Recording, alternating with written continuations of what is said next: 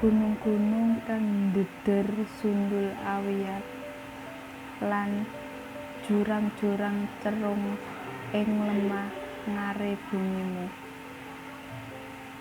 Ing suwalike gunung-gunung lan jurang cerung, angin wusu milir kaya luwese anglir mendung.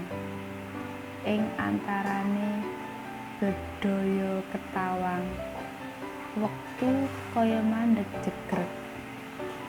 Ing kumrisike pari-pari wanci panen nalika glathik lan omprit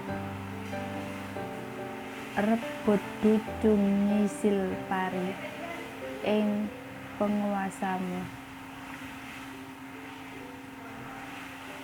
Dak wilang antarane amal lan dosa ing dina-dina kang wus lumse.